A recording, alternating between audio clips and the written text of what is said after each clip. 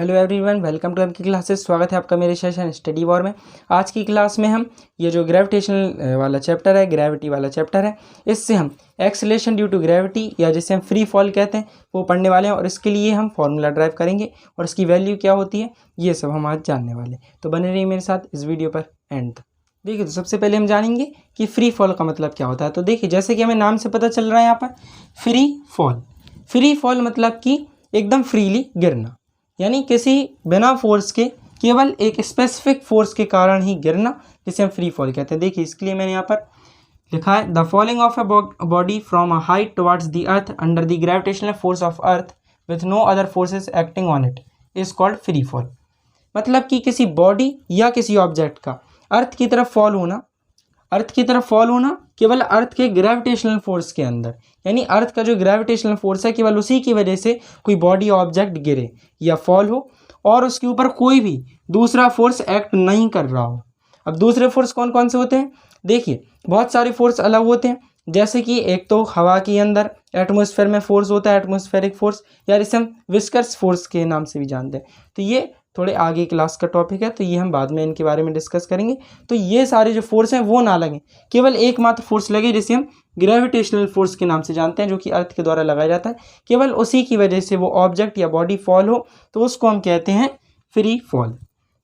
और ये जो फ्री फॉल होता है, अब जैसे कि यहाँ पर लिखा है कि वो गिर रहा है यानी फॉल हो रहा है, तो उसकी कुछ ना कुछ तो एक्सेलेरेशन होगी, किस एक्सेलेरेशन से या किस स्पीड से वो गिर रहा है, तो वो भी यहाँ पर होती है। उस एक्सेलेरेशन को हम कहते हैं एक्सेलरेशन ड्यू टू ग्रेविटी। तो यहाँ पर ग्रेविटेशनल फोर्स के कारण वो गिर रहा है और एक्सेलरेशन हो रही है ग्रेविटेशनल फोर्स के कारण, इसलिए हम कहते हैं उसे ग्रेविटेशनल एक्सेलरेशन, यानी तो हम कह सकते हैं एक्सेलरेशन ड्यू टू ग्रेविटी। तो उसके बारे में अभी हम इसी वीडियो में आगे चर्चा करने वाले हैं। फिर यहाँ पर मैंने एक चीज़ लिखी है, the acceleration of an object falling freely towards the earth does not depend on the mass of the object. और ये जो एक्सेलरेशन होती है अर्थ की तरफ जो गिरता है कोई भी ऑब्जेक्ट या बॉडी, वो उसके मास पर डिपेंड नहीं होगी, यानी कि जो अर्थ की तरफ जो ऑब्जेक्ट गिर रहा है तो वो उसके मास पे डिपेंड नहीं होगा, जो भी बॉडी ऑब्जेक्ट ग्रेविटेशनल फोर्स के कारण गिर रहा है। तो ऐसा क्यों होता है ये हम अपनी नेक्स्ट क्लासों में सीखने वाले हैं, देख सकते हैं। तो ये जो एक्सेलरेशन ड्यू टू ग्रेविटी है, चलिए इसके लिए फॉर्मूला ड्राइव करके देखते हैं।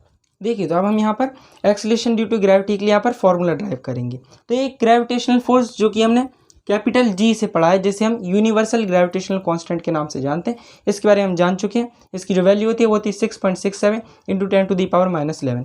ये होती है इसकी वैल्यू। पर एक और जी यहाँ पर आप देख पा रहे होंगे, क्या स्मॉल जी, यहाँ पर स्मॉल जी बना हुआ है, इसे हम कहते हैं एक्सेलरेशन ड्यू टू ग्रेविटी। तो इसकी एक वैल्यू होती है जो कि फिक्स तो नहीं होती है, पर हम इसे अप्रॉक्स एक मान के चलते हैं। तो उसकी वैल्यू भी हम इसी वीडियो में आगे देखने वाले हैं कि क्या होगी वैल्यू। तो इसके लिए अब हमें फॉर्मूला ड्राइव करना है। तो यहाँ पर दो ग्रेविटेशनल फोर्स एक हिसाब से हम कह दें तो दो ग्रेविटेशनल, यहाँ पर एक कैपिटल जी और एक स्मॉल जी हो गए। तो इन दोनों के बीच में हम रिलेशनशिप देखनी है कि ये इससे किस प्रकार से रिलेटेड है, या नहीं तो ये इससे किस प्रकार से रिलेटेड है। तो सबसे पहले तो यहाँ पर हमें एक फॉर्मूला पता है, F = G m1m2/r²। ये हमें फॉर्मूला पता है। तो अब यहाँ पर दो मास हैं, एक m1 एक m2, तो इनमें से कोई एक मास तो होगा किसी बॉडी ऑब्जेक्ट का, दूसरा मास हम अर्थ के लिए निकाल लें तो दूसरा अर्थ का होगा। तो यहाँ पर अगर लेट कर लें कि ये m1 किसी ऑब्जेक्ट या बॉडी का मास है, तो हमें पता है कि जो F है उसका फॉर्मूला होता है m×a, और ये होता है किसी बॉडी या ऑब्जेक्ट के मास के लिए, इसलिए हम इस m को m1 मान सकते हैं, क्योंकि ये हमें किसी बॉडी या ऑब्जेक्ट के लिए निकालना है और ये भी किसी बॉडी या ऑब्जेक्ट का मास है, तो ये यहाँ पर सेम मास हो जाएगा। तो ये F = ma, ये हमने यहाँ पर F की जगह पे पुट कर देंगे। तो m1 × a = G × m1 × m2/r²। तो ये आ गया यहाँ पर। अब यहाँ पर a है तो ये m1 के साथ n2 में है और m1 a के साथ n2 में। तो अब अगर हम a को यहाँ पर ट्रांसफ़र कर दें तो सबसे पहले तो हमें ये देखना है कि इससे कुछ इफेक्ट होगा क्या। तो यहाँ पर a से तो कोई मिलता जुलता नहीं दिखाई दे रहा, पर m1 यहाँ पर है, m1 यहाँ पर, तो अगर हम इसको यहाँ पर ट्रांसफ़र कर देंगे तो ये इससे कट हो जाएगा। तो यहाँ पर m1 को यहाँ पर हम ट्रांसफ़र कर देंगे, a = G × m1 × m2/r² × m1। तो ये यहाँ पर m1 से m1 कट हो जाएगा। अब यहाँ पर बचेगा m2। अब एक मास चला गया, दूसरा मास बचा। अब हम इसको 2 लिखें या हम ना लिखें कुछ फ़र्क नहीं पड़ेगा, क्योंकि यहाँ पर एक ही मास है और अगर कोई दूसरा मास होता है तो दोनों को वैल्यू एम सेम हो जाएगी, इसलिए हम इसको डिनोट कर देते हैं। पर अब एक ही मास है इसलिए हम इसे केवल एम से ही डिनोट कर देंगे। A is equal to G M upon R square. इसे हम कैपिटल में भी लिख सकते हैं यानी तो स्मॉल में भी हो सकता है, पर इसे हमें नहीं लिखना है स्मॉल में, क्योंकि ये तो ग्रेविटेशनल यूनिवर्सल मतलब यूनिवर्सल ग्रेविटेशनल कांस्टेंट है, तो ये तो कैपिटल जी से ही इसका सिंबल ही। अब यहाँ पर देखिए हमें लाना है जी, यहाँ पर है ए, तो यहाँ पर एक और बात बता दूँ कि ये है ए एक्सेलरेशन और ये है जी एक्सेलरेशन ड्यू टू ग्रेविटी। अगर कोई भी फोर्स नहीं लग रहा हो तो ये इसके इक्वल हो जाएगा, ये यहाँ पर हमें पता चल गया, क्योंकि ये भी एक्सेलरेशन ड्यू टू ग्रेविटी है। तो यहाँ पर नेम आ रहा ना एक्सेलरेशन, तो ये एक्सेलरेशन इस एक्सेलरेशन के इक्वल हो जाएगा, तो इसलिए हम इस ए की जगह पे यहाँ पर जी को पुट कर सकते हैं। तो ये जी के लिए फॉर्मूला निकला है G M upon R square, ये आ गया एक्सेलरेशन ड्यू टू ग्रेविटी के लिए फॉर्मूला। और इसी फॉर्मूले से हम इस जी की वैल्यू भी कैलकुलेट आगे करना सीखेंगे, देख सकते हैं हम। चलिए अब इस जी के लिए वैल्यू कैलकुलेट करना देखते हैं। देखिए तो अब हमें स्मॉल जी के लिए यानी तो कहें कि एक्सेलरेशन ड्यू टू ग्रेविटी के लिए इसकी वैल्यू निकाल ली, तो इसकी वैल्यू अलग अलग डिस्टेंस के लिए अलग अलग होती है। अगर हम अर्थ की बात करें तो उसके लिए अलग होगा, मून की बात करें तो उसमें अलग होगा, मार्स की बात करें अलग, तो हर प्लैनेट के लिए अलग है। तो यहाँ पर हम इसकी वैल्यू निकाल रहे हैं अर्थ के लिए, वो भी इसकी सरफेस पर कितनी होगी। सरफेस हम यहाँ पर लेंगे कि सरफेस पर एक्सेलरेशन ड्यू टू ग्रेविटी कितना होगा। अगर आप अर्थ के भी ऊपर जाते जाएंगे तो ये कम होता जाता है, तो इस तरह से यहाँ पर हमें भी सबसे पहले तो जी का फॉर्मूला पता है, G M upon R square, ये हमें यहाँ पर फॉर्मूला पता है। तो इसे हम कहते हैं एक्सेलरेशन ड्यू टू ग्रेविटी, जिसका फॉर्मूला होता है capital G into M upon R square. अब यहाँ पर एम हमें किसका मास लेना है, तो ये ग्रेविटेशनल जो फोर्स है मतलब एक्सेलरेशन ड्यू टू ग्रेविटी ये जो है ये हमेशा अर्थ के लिए निकालेंगे हम। अभी मैंने आपको बताया कि अर्थ के लिए हम निकाल रहे हैं सरफेस पर, तो सरफेस से सबसे पहले हमें ये पता चला कि अगर सरफेस से हम देखें तो अर्थ का जो ग्रेविटेशनल फोर्स है वो तो कहाँ से लगता है, कोर से। तो कोर से सरफेस तक की जो दूरी होगी रेडियस कहलाएगी, तो वो यहाँ पर हमें डिस्टेंस पुट करनी है आर की जगह। जी की एक फिक्स वैल्यू है 6.67 इंटू 10⁻11 और एम यानी कि मास हमें यहाँ पर लेना है अर्थ का।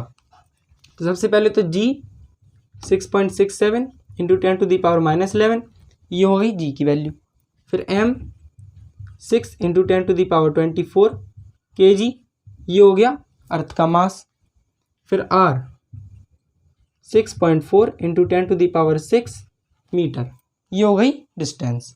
अब हमें ये सारी वैल्यू को इस फॉर्मूले में पुट कर देना है, तो स्मॉल जी की या एक्सेलरेशन ड्यू टू ग्रेविटी की वैल्यू निकल आएगी अप्रॉक्स में। तो जी इज इक्वल टू यहाँ पर पहले वैल्यू पुट करेंगे 6.67 इंटू 10⁻11, फिर इंटू में ये वैल्यू अब यहाँ पुट होगी 6 इंटू 10⁻24 पूरे अपॉन में, फिर आर की जगह आ जाएगा ये 6.4 इंटू 10⁻6 और इसका होल स्क्वायर। अब बस हमें इसे सिंपली सॉल्व कर दे रहे हैं तो आंसर आ जाएगा।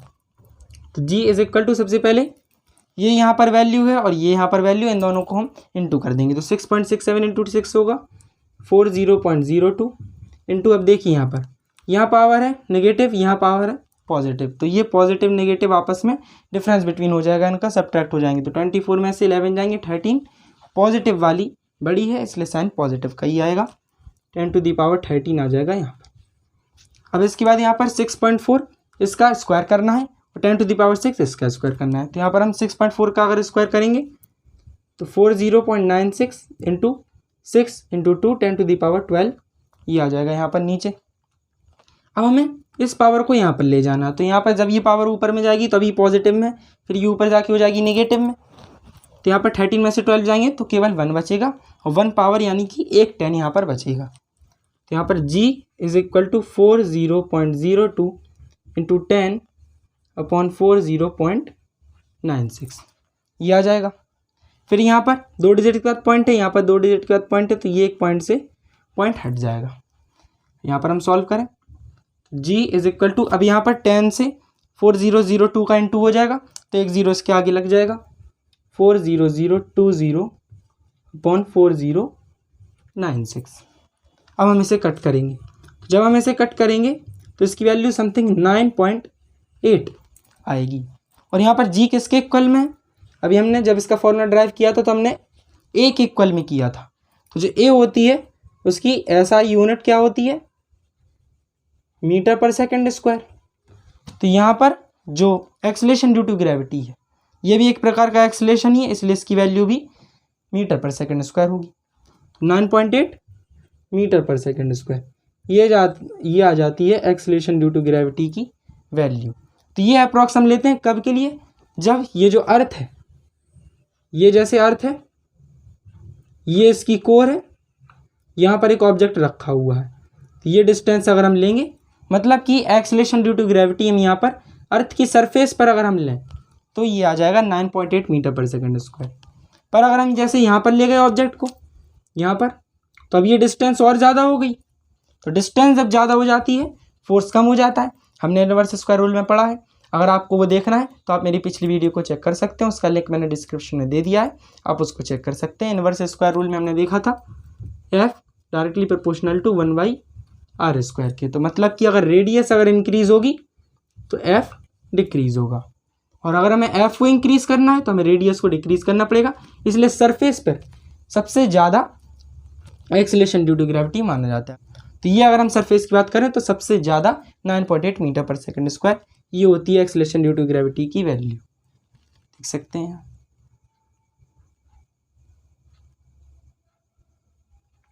देखिए अब जैसे कि हमें इसके बारे में पता चल गया है कि ये एक्सेलरेशन ड्यू टू ग्रेविटी क्या होता है। अब इसकी और तरह से अगर हमें जैसे किसी क्वेश्चन में दिया गया हो तो हम और भी तरह से इसे फाइंड कर सकते हैं अगर निकालना हो, क्योंकि हमें इसकी वैल्यू पता है 9.8 मीटर पर सेकंड स्क्वायर। या तो क्वेश्चन में से अगर हम राउंड फिगर में लें तो 9.8 है, तो इसे हम 10 मान सकते हैं, 10 मीटर पर सेकंड स्क्वायर उसी के आसपास है, यानी तो 9.8। तो ये क्वेश्चन में आपको गिवन रहेगा कि क्या वैल्यू लेनी है।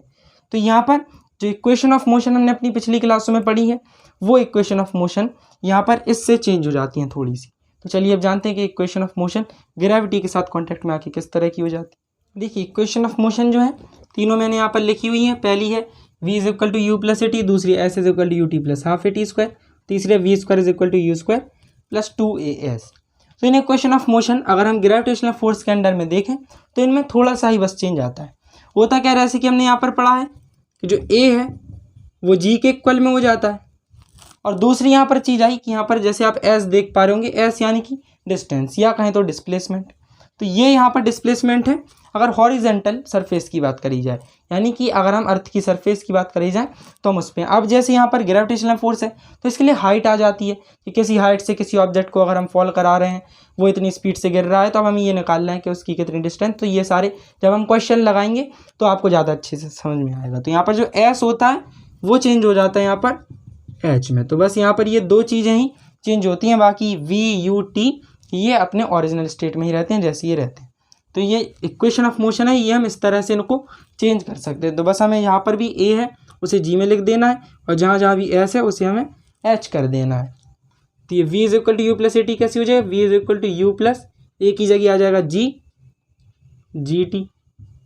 ये हो जाएगी पहली इक्वेशन ग्रेविटेशनल फोर्स के अंडर में। फिर दूसरी एस को हम लिख देंगे h is equal to u t as it is plus 1/2। फिर ए हो जाएगा जी में तो जी टी स्क्वायर, ये आ गई दूसरी। फिर तीसरी अगर हम देखें v square is equal to u square plus 2, फिर ए हो जाएगा जी में, एस हो जाएगा एच में, तो जी एच। तो ये तीनों जो इक्वेशन की मोशन होती हैं वो ग्रेविटेशनल फोर्स के अंदर में बस इतना सा ही उनमें चेंज आता है। और ये जो इक्वेशन आप देख पा रहे होंगे इसे आपने ज़्यादातर ऐसा भी देखा होगा 2as is equal to v square minus u square. तो ये एक ही इक्वेशन है, बस फ़र्क इतना है कि इस u को यहाँ पर ट्रांसफ़र कर दिया, तो ये इस तरह से plus u square is equal to v square, ये एक ही बात हो गई। तो ये बस इसमें कुछ नहीं होता, u को अगर इस तरफ से ट्रांसफ़र कर दें तो ऐसा भी सही है, ऐसा भी सही है, जिस तरह से आपको अच्छा लगे वैसे आप कर सकते हैं। तो ये हो गई तीनों ग्रेविटेशनल फोर्स के अंडर में इक्वेशन ऑफ मोशन, देख सकते हैं।